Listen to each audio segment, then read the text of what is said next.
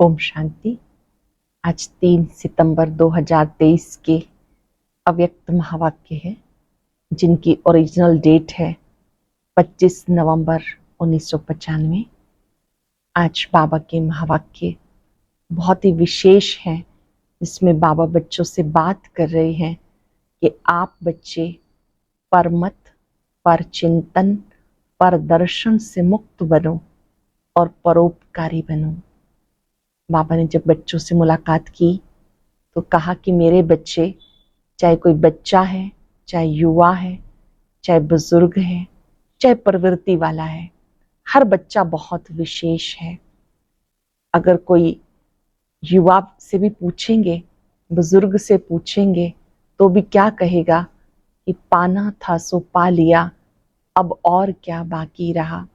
दुनिया वाले जिसे खोजते रहते हैं, हमने उसे पा लिया। यहाँ जो निश्चय बुद्धि है वो यही कहते हैं कि जो पाना था सो पा लिया। वैज्ञानिक जिसकी खोज कर रहे हैं, हमने उसे पाया है। तो आप बाबा के बच्चे बहुत ही विशेष हैं। चाहे कोई अनपढ़ माता भी क्यों ना हो, वैज्ञानिक दृष्टि से छानबीन कर रहे हैं, और आप बच्चे बाबा को पाकर बाबा से मिलन मनाते हो।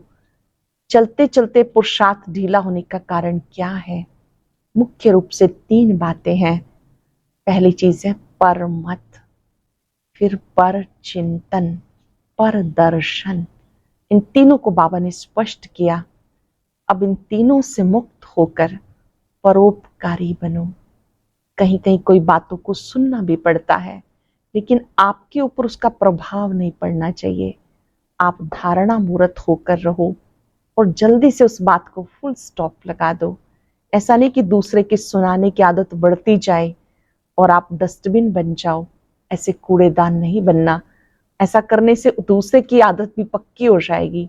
कुछ भी बात होगी तो आपको ही सुनाएगा, लेकिन किस तरह से सुनना है, और स्वयं से भी जो गलती होती है, बाप दादा सब जानते हैं।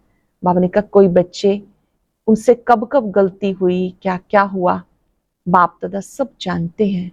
सिर्फ लोक संग्रह अर्थ सबके बीच में बताते नहीं हैं। तो इस कर्म गति को समझते हुए अब ये 3 पर हटाने हैं और परोपकारी बनना है। सुनते हैं बाबा के मधुर बोल। सब अव्यक्त स्थिति में बैठकर सुनेंगे पूरी एकाग्रता के साथ, और एक एक बात को दिल की डायरी में भी नोट करेंगे। आज मेरे बाबा ने मेरे लिए क्या कहा है। मुरली का सार है परमत, पर चिंतन, पर दर्शन से मुक्त बनो, परोपकारी बनो।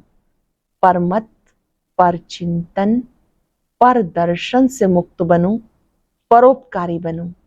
आज बाप दादा अपने चारों ओर जो बाप के बच्चे हैं, विशेष हैं, सर्वविशेष आत्माओं को देख रहे हैं। चाहे भारत के व विदेश के किसी भी कोने में हैं, बाप दादा सर्वविशेष आत्माओं को समीप देख रहे हैं। बाप दादा को अपने विशेष बच्चों को देख हर्ष होता है। जैसे आप बच्चों को बाप को देखकर खुशी होती है, तभी तो भागकर आए हो ना, मधुबन में मिलन मनाने के लिए आए हो ना। तो बाप को भी खुशी होती है कि मेरा एक एक बच्चा विशेष आत्मा है।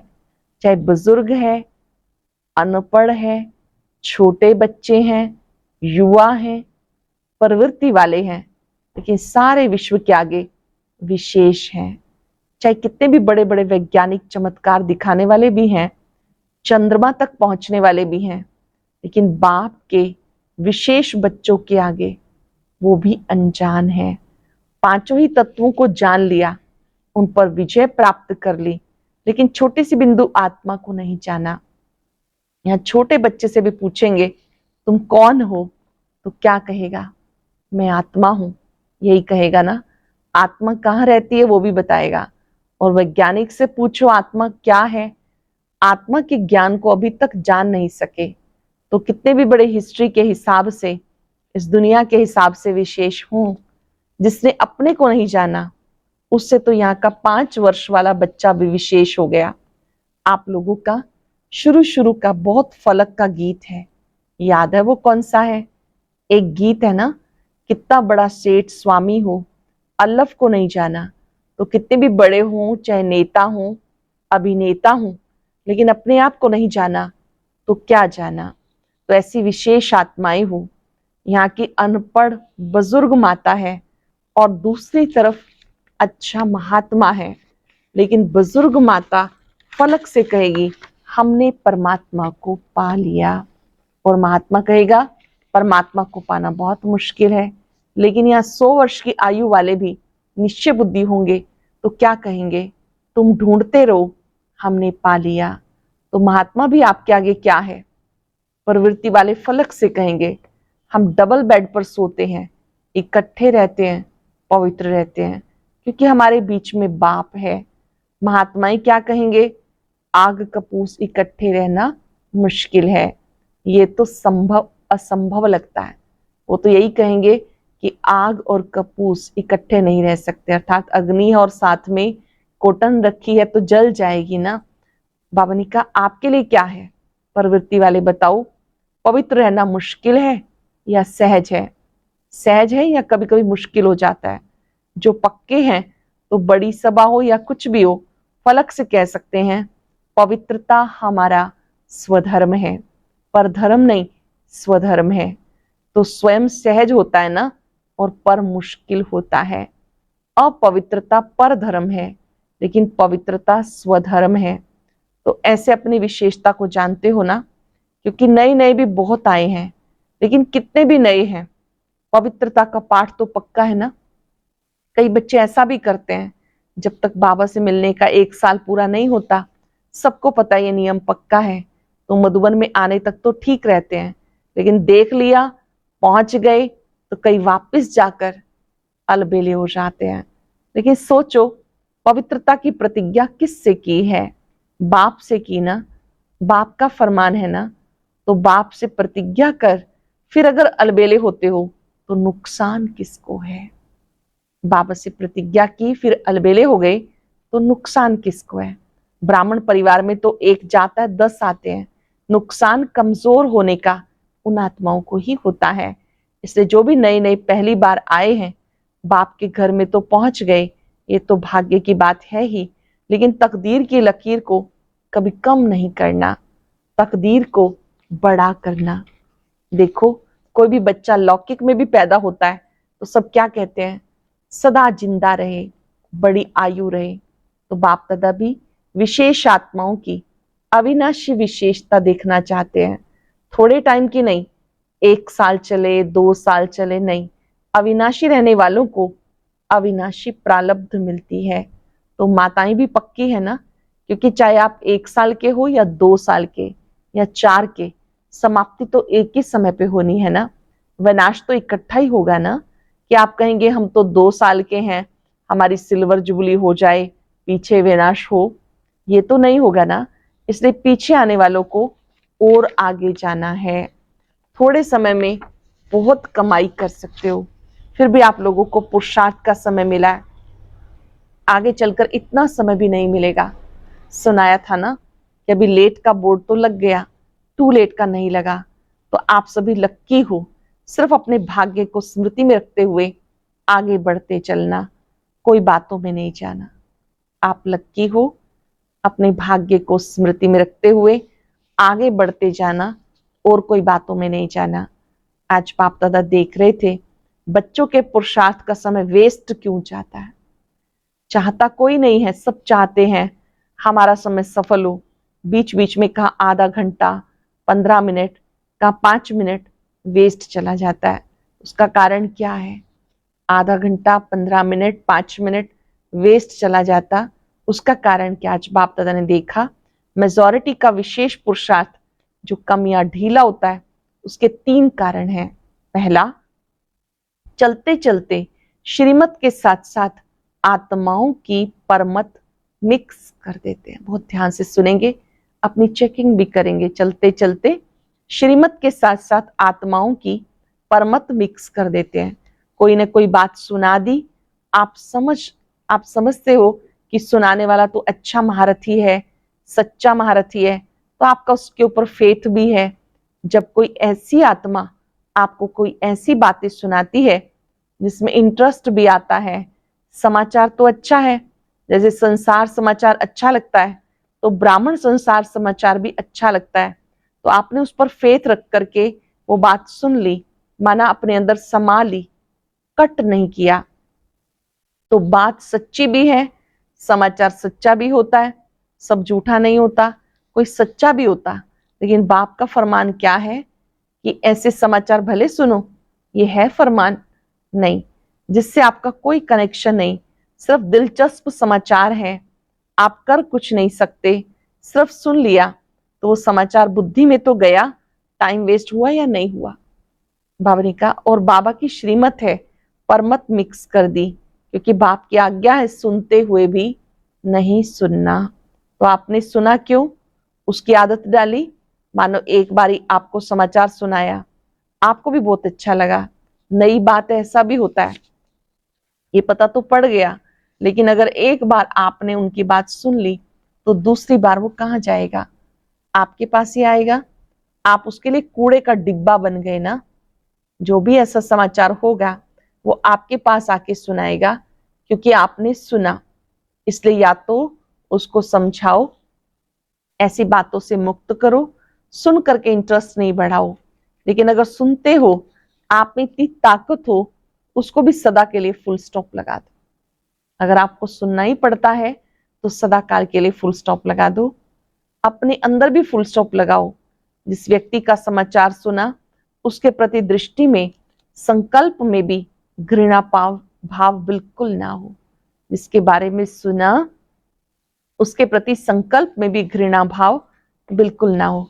इतनी पावर आप में है, तो ये सुनना नहीं हुआ, उसका कल्याण करना हुआ। लेकिन रिजल्ट में देखा जाता मेजॉरिटी थोड़ा थोड़ा किचड़ा इकट्ठा होते होते ये घृणा भाव या चाल चलन में अंतर आ जाता है, और कुछ भी नहीं होगा ना, तो उस आत्मा के प्रति सेवा करने की भावना नहीं होगी, भारीपन होगा। इसको कहते हैं श्रीमत में परमत मिलाना। समाचार तो बाप दादा भी सुनते हैं, होता क्या है, मेजॉरिटी का भाव बदल जाता है, सुनाने में भी भाव बदल जाता है। एक आकर कहता है मैंने देखा कि ये दो बात कर रहे थे, एक का सुना हुआ, दूसरा कहता है नहीं नहीं खड़े भी थे और बहुत अच्छी तरह से नहीं खड़े थे, ये दूसरा एडिशन हुआ। फिर तीसरा कहेगा इनका तो ऐसे ही होता रहता है। कितना भाव बदल गया, उनकी भावना क्या और बातों में भाव कितना बदल जाता। तो ये परमत वायुमंडल को खराब करता है। तो जो टाइम वेस्ट जाता है उसका एक कारण परमत और दूसरा कारण पर चिंतन। एक से बात सुनी, 8-10 को नहीं सुनाई, ये हो नहीं सकता। अगर कोई दूर देश में भी होगा तो उसको भी पत्र में लिखेंगे कि यहाँ बहुत नई बात हुई है, आप आएंगे ना तो हम आपको सुनाएंगे। तो ये क्या हो गया, पर चिंतन। समझो आपने 4 को सुनाया, उन 4 की भावना उस आत्मा के प्रति आपने खराब तो की ना, और परचिंतन शुरू हुआ तो उसकी गति बड़ी फास्ट और लंबी होती है। पर चिंतन 1-2 सेकंड में पूरा नहीं होता।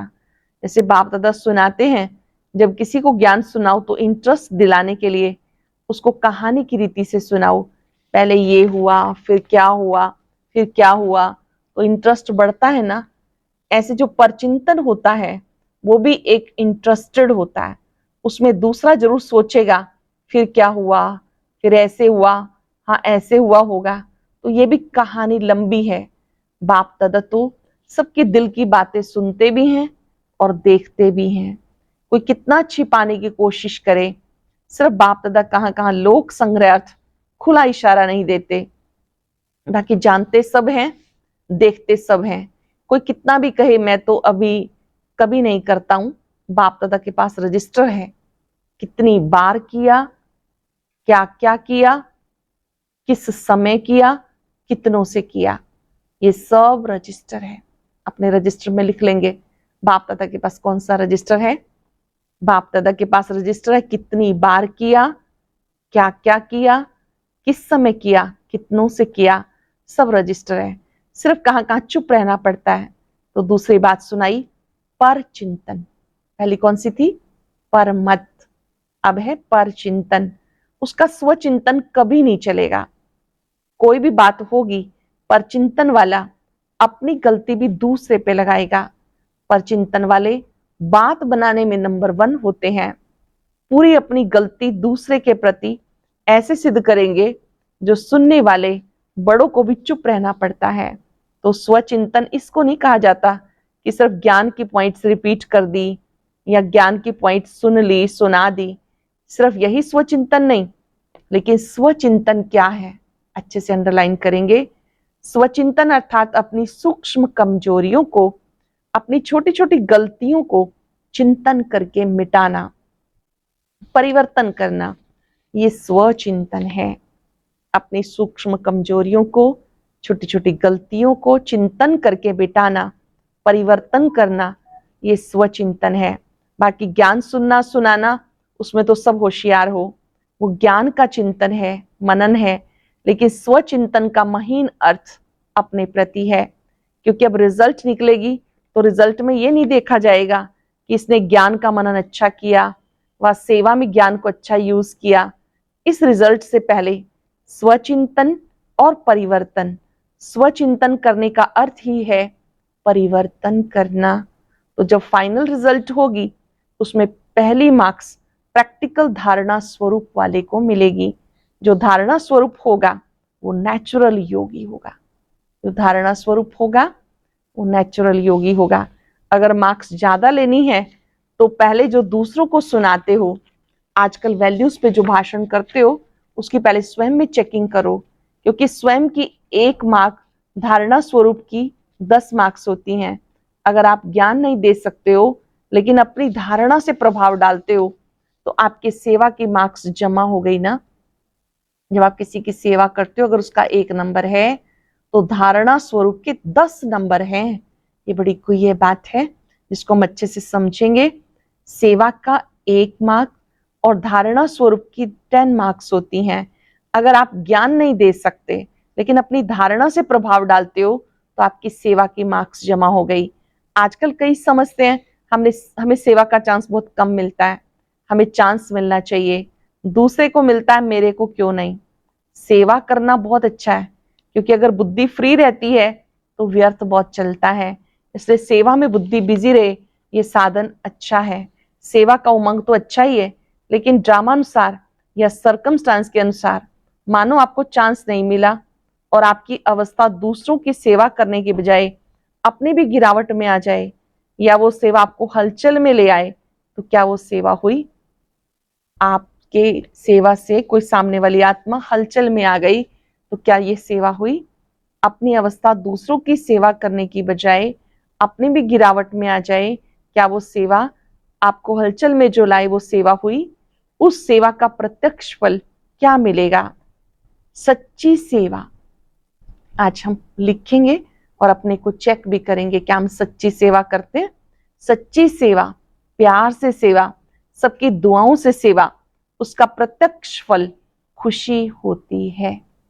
सच्ची सेवा, प्यार से सेवा, सबकी दुआओं से सेवा, उसका प्रत्यक्ष फल खुशी होती है। और अगर सेवा में फीलिंग आ गई तो यहाँ ब्राह्मण फीलिंग को क्या कहते हैं? फ्लू कहते हैं ना। फ्लू वाला क्या करता है? सो जाता है, खाना नहीं खाएगा, सो जाएगा। यहाँ भी फीलिंग आती है तो खाना छोड़ेगा या रूठ करके बैठ जाएगा। तो ये फ्लू हुआ ना। अगर आप धारणा स्वरूप हो, सच्चे सेवाधारी हो, स्वार्थी नहीं हो, एक होती है कल्याण की भावना की सेवा और दूसरी होती है स्वार्थ से सेवा। एक है कल्याण की भावना से सेवा और एक होती है स्वार्थ की भावना से सेवा। मेरा नाम आ जाएगा, मेरा अखबार में फोटो आ जाएगा, मेरा टीवी में आ जाएगा, मेरा ब्राह्मणों में नाम हो जाएगा, ब्राह्मणी बहुत आगे रखेगी, पूछेगी। ये सब भाव स्वार्थी सेवा के हैं। क्योंकि आजकल के हिसाब से, प्रत्यक्षता के हिसाब से अभी सेवा आपके पास आएगी। शुरू में स्थापना की बात दूसरी थी, अभी आप सेवा के पिछाड़ी नहीं जाएंगे, आपके पास सेवा खुद चल कर आएगी। तो जो सच्चा सेवाधारी है, उस सेवाधारी को चलो और कोई सेवा नहीं मिली, लेकिन बाप दादा कहते हैं अपने चेहरे से, अपने चलन से सेवा करो। और कोई सेवा ना भी मिले भाषण करने की सेवा आदि आदि ऐसी कोई सेवा नहीं भी मिले, आप अपने चलन और चेहरे से सेवा कर सकते हैं। आपका चेहरा बाप का साक्षात्कार कराए, आपका चेहरा आपकी चलन बाबा की याद दिलाए, ये सेवा नंबर 1 है। ऐसे सेवाधारी जिनमें स्वार्थ भाव नहीं, ऐसे नहीं कि मुझे ही चांस मिले, मेरे को ही मिलना चाहिए, क्यों नहीं मिलता, मिलना चाहिए, ऐसे संकल्प को भी स्वार्थ कहते हैं। चाहे ब्राह्मण परिवार में आपका नाम नामी ग्रामी नहीं है, सेवाधारी अच्छे हो, फिर भी आपका नाम नहीं है, लेकिन बाप के पास तो आपका नाम है ना। जब बाबा के दिल पे नाम है तो औरों से क्या चाहिए। आपका नाम बाबा के दिल पे लिखा हुआ है, औरों से फिर क्या चाहिए। और सिर्फ बाप के दिल पर नहीं, जब फाइनल में नंबर मिलेंगे तो आपका नंबर आगे होगा, क्योंकि बाप दादा हिसाब रखते हैं। आपको चांस नहीं मिला, आप राइट हो, लेकिन चांस नहीं मिला वो भी नोट होता है। और मांग कर चांस लिया, वो किया तो सही, लेकिन वो भी मार्क्स कट होते हैं। ये धर्मराज का खाता कोई कम नहीं है, बहुत सूक्ष्म हिसाब किताब है। इसलिए निस्वार्थ सेवाधारी बनो, अपना स्वार्थ नहीं हो, कल्याण का स्वार्थ हो। यदि आपको चांस है, दूसरा समझता है हमको भी मिले तो बहुत अच्छा और योग्य भी है।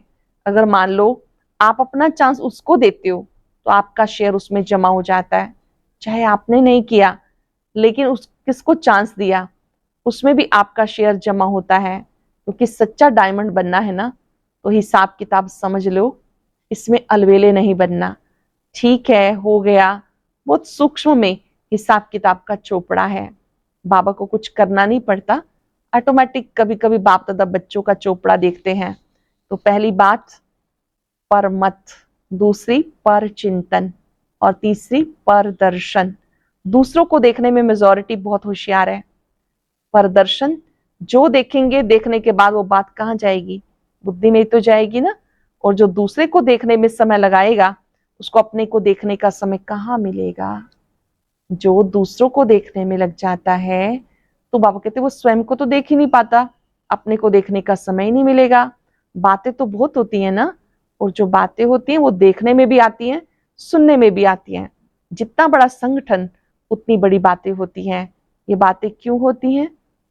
कई सोचते हैं ये बातें होनी नहीं चाहिए, नहीं होनी चाहिए, वो तो ठीक है, लेकिन जिसके लिए आप समझ रहे हो नहीं होनी चाहिए, उसमें समय क्यों दिया, आपने समय क्यों दिया। और ये बातें ही तो पेपर हैं। जितनी बड़ी पढ़ाई उतने बड़े पेपर होते हैं। ये वायुमंडल बनना ये सबके लिए पेपर भी है कि परमत, परदर्शन, परचिंतन में कहां तक आप अपने को सेफ रख पाते हो। दो बातें अलग हैं। एक है जिम्मेवारी, जिसके कारण सुनना भी पड़ता है और देखना भी पड़ता है। तो उसमें कल्याण की भावना से सुनना और देखना। जो निमित्त आत्माएं हैं उन्हें बहुत कुछ देखना भी पड़ता है, सुनना भी पड़ता है। तो बाबा ने कहा जिम्मेवारी है जिनकी, उनको भी कल्याण की भावना से देखना है। तो कल्याण की भावना रखना वो तो ठीक है, लेकिन अपनी अवस्था को हलचल में लाके देखना, सुनना व सोचना ये रॉन्ग है। कल्याण की भावना से सुनना और देखना जिम्मेवारी है, कल्याण की भावना है वो ठीक है, लेकिन अपनी अवस्था को हलचल में लाके देखना या सुनना या सोचना ये रॉन्ग है। अगर आप अपने को जिम्मेवार समझते हो तो जिम्मेवारी पहले अपनी ब्रेक को पावरफुल बनाओ। अगर अपने आप को समझते हो कि मैं जिम्मेवार आत्मा हूं, तो पहले अपनी ब्रेक को पावरफुल बनाओ। जैसे पहाड़ी पे चढ़ते हैं तो पहले से सूचना देते हैं, अपनी ब्रेक को ठीक कर लो। तो जिम्मेवारी भी एक ऊंची स्थिति है। जिम्मेवारी भले उठाओ, पहले ही चेक करो सेकंड में बिंदी लगती है, आपकी अपनी सेकंड में बिंदी लगती है कि लगाते हो बिंदी और लग जाता है क्वेश्चन मार्क, वो रॉन्ग है, उसमें समय और एनर्जी वेस्ट जाएगी। इसलिए पहले अपनी ब्रेक को पावरफुल बनाओ। जिम्मेवारी लेने से पहले अपनी ब्रेक को पावरफुल बनाओ। चलो, देखा सुना, जहां तक हो सका कल्याण किया, फुल स्टॉप। अगर ऐसी स्थिति है तो जिम्मेवारी लो, नहीं तो देखते भी नहीं देखो, सुनते भी नहीं सुनो, स्वचिंतन में रहो। फायदा इसी में है। तो आज का पाठ क्या हुआ? परमत, परचिंतन, परदर्शन, इन तीनों बातों से मुक्त बनो और एक बात धारण करो। वो एक बात कौन सी? परोपकारी बनो। 3 प्रकार के पर खत्म करो और एक पर परोपकारी बनो। बनना आएगा तो किन बातों से मुक्त बनेंगे? माताएं क्या करेंगी? बच्चों के उपकारी या परोपकारी? सर्व उपकारी। सिर्फ बच्चों पर ही उपकार नहीं या अपने ही परिवार पर नहीं, सर्व पर उपकारी। सहज है या कठिन? अच्छा, चारों तरफ के सर्व विश्व के विशेष आत्माओं को सदा स्वचिंतन ज्ञान चिंतन करने वाले श्रेष्ठ आत्माओं को सदा बाबा के श्रेष्ठ मत पर हर संकल्प बोल कर्म करने वाले समीप आत्माओं को, चारों ओर के डायमंड जुबली के लिए स्वयं को सेवा को आगे बढ़ाने वाले विशेष आत्माओं को बाप दादा का याद प्यार और नमस्ते। रूहानी बच्चों की रूहानी बाप दादा को याद प्यार नमस्ते, गुड मॉर्निंग, शुक्रिया बाबा, शुक्रिया। आज का वरदान, महावीर बन संजीवनी बूटी द्वारा मूर्छित को सुरजीत करने वाले शक्तिवान भव। महावीर बन संजीवनी बूटी द्वारा मूर्छित को सुरजीत करने वाले शक्तिवान भव। जैसे सूर्य स्वयं शक्तिशाली है तो चारों ओर अपनी शक्ति से प्रकाश फैलाता है, ऐसे शक्तिवान बन अनेकों को संजीवनी बूटी देकर मूर्छित को सुरजीत बनाने की सेवा करते रहो। तब कहेंगे महावीर। सदा स्मृति रहे हमें विजयी रहना है, सबको विजयी बनाना है। विजयी बनने का साधन है बिजी रहना। विजयी बनने का साधन बिजी रहना।